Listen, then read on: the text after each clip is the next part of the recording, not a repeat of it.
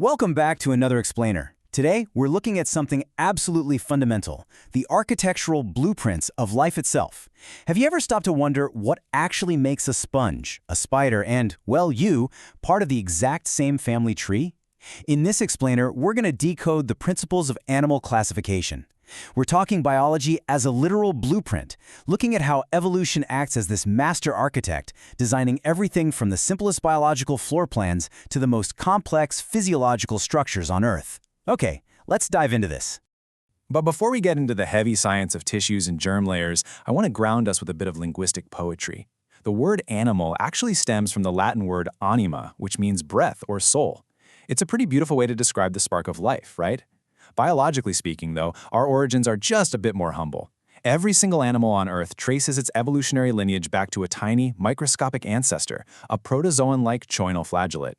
And from that single spark, a staggering diversity of complex life was built. So, here's our blueprint for today's explainer. We'll start by defining the animal kingdom, then move on to floor plans and tissues, check out the crucial body cavity, explore the two paths of development, and finally wrap up by exploring the animal tree. All right, Section 1, defining the animal kingdom. Let's start by establishing the absolute fundamental rules. So what actually qualifies an organism to be called an animal? Well, there's a strict entry requirement to be in the club, and the absolute baseline rule is heterotrophy. Unlike plants, animals do not perform organic synthesis. We can't just magically make our own food from sunlight. We literally have to consume other organisms to survive. All animals share this trait. Furthermore, we're defined as being multicellular eukaryotes, and most of us are diploid, meaning we develop from the fusion of two completely dissimilar gametes, like a sperm and an egg. That right there is the foundational concrete of our biological house. Moving right along to Section 2, floor plans and tissues. Now that we've got the foundation poured, let's lay down the biological floor plan. How do early primitive cells actually organize themselves into functional tissues and shapes? Look at this early architectural divergence in tissue layers. In the animal kingdom, you generally have two main structural options. First, you can be diploblastic, meaning you develop from just two embryonic germ layers. We see this in the radiata group, so think jellyfish and other cnidarians. But the massive structural upgrade comes with being triploblastic, developing from three germ layers. This third middle layer, called the mesoderm, is an absolute game changer for the Boletaria group. Why? Because the mesoderm is exactly what gives rise to all of our advanced organ and reproductive systems. Without it, you simply cannot have complex internal plumbing. And this brilliantly illustrates how shape dictates function in the animal kingdom. We basically have three main symmetry floor plans. First up, sponges, or parazoa, are completely asymmetrical. They lack a uniform shape entirely. Then you've got radial symmetry, where the animal can be divided equally in many vermical planes. Think of sea anemones or adult echinoderms. This design is absolutely perfect for sessile or slow-moving aquatic life just waiting for food to float by. But the real breakthrough? That's bilateral symmetry. Having a distinct left and right side isn't just about looking balanced, it's the very reason animals can achieve directional forward movement. And most importantly, it allows for cephalization, the concentration of nervous tissue at the front. Put simply, bilateral symmetry is the evolutionary prerequisite for growing a brain.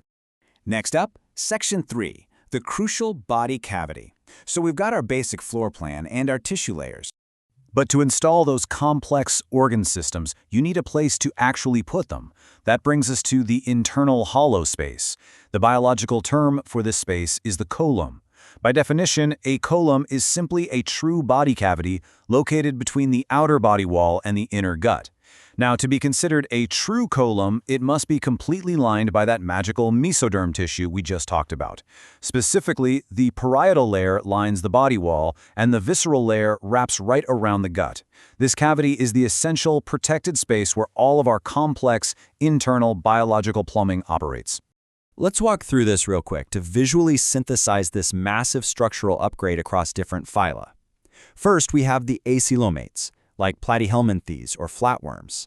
They have a solid body with absolutely zero cavity.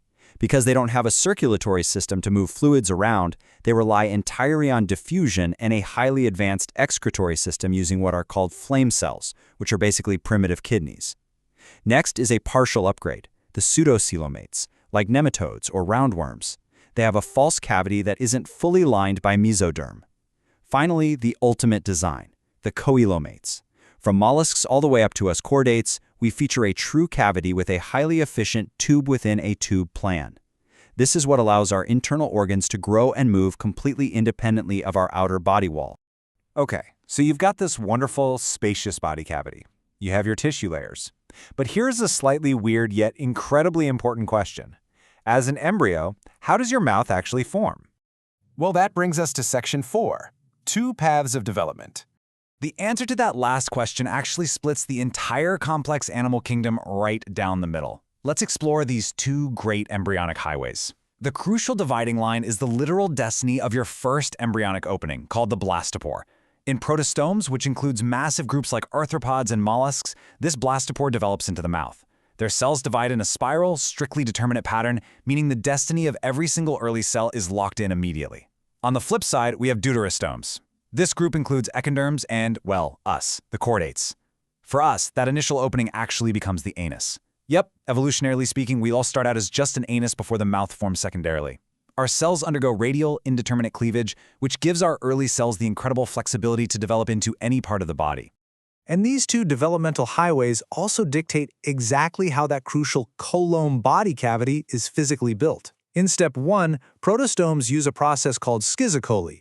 This is where the coelom forms by a literal splitting of solid masses of mesoderm. But in step 2, deuterostomes use enterocholy. Our body cavity forms quite differently, from an outpouching or folding of the embryonic gut itself. So you've got 2 totally different construction methods achieving the exact same biological goal of creating a body cavity. Finally, Section 5, exploring the animal tree. All right, we've reviewed the building materials, the floor plans, and the construction methods. Now it's time for the grand tour. Let's look at a few of the finished houses built from these complex blueprints. Take a look at the single most successful design in the history of the planet, Arthropoda. It is by far the largest phylum. Think insects, spiders, and crustaceans. Their blueprint relies on bilateral symmetry and a brilliant feature called metamerism, which is essentially body segmentation. They're armored with a tough chitin exoskeleton. And inside, they possess a unique variation of the body cavity called a hemocoel. Instead of a closed loop of blood vessels like we have, they use an open circulatory system where their internal organs are just constantly bathed in a fluid called hemolymph. This fluid often contains a copper-based, blue respiratory pigment called hemocyanin. It's an incredibly efficient, highly adaptable design. Now let's look at our own neighborhood on the evolutionary tree, phylum Chordata. To be a member of this exclusive club, your blueprint has to feature these specific architectural traits at some point in your life cycle. You need a notochord, which is a flexible supporting rod, a dorsal hollow nerve cord that eventually becomes our central nervous system, pharyngeal slits that later become gills or parts of our throat, and a post-anal tail. And crucially, higher chordates feature a highly developed brain enclosed in a protective skull or cranium. Now, it's worth noting that while we tend to think of all chordates as vertebrates with spines, having actual bone vertebrae isn't strictly required to initially enter this phylum. The primitive notochord is the real baseline. Let's see how this blueprint builds across geologic time. The very first vertebrates to emerge on the scene were agnatha, the jawless fishes. From aquatic origins, life eventually crawled onto land. Lunged bony fish gave rise to amphibians. Then came a massive leap for terrestrial life, the amniotic egg with a protective shell. This innovation kicked off the Mesozoic age, dominated by reptiles. Following the dinosaurs, we enter the Cenozoic age, the age of mammals. Mammals, along with birds, who actually evolved directly from theropod dinosaurs like the T-Rex, by the way, introduced the incredible biological furnace of being endothermic, or warm-blooded. It's just a continuous, building timeline of anatomical upgrades. So, here we are at the end of our explainer. When you look in the mirror, you aren't just seeing a human.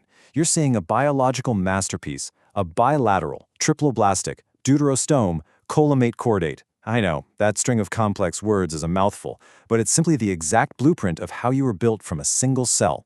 But remember, evolution is a master architect that never stops drafting. So I want to leave you with a provocative thought. Given how dramatically our floor plans have shifted from simple sponges to warm-blooded mammals, what structural blueprint do you think evolution will design next? Keep exploring and never stop wondering about the incredible biology that makes you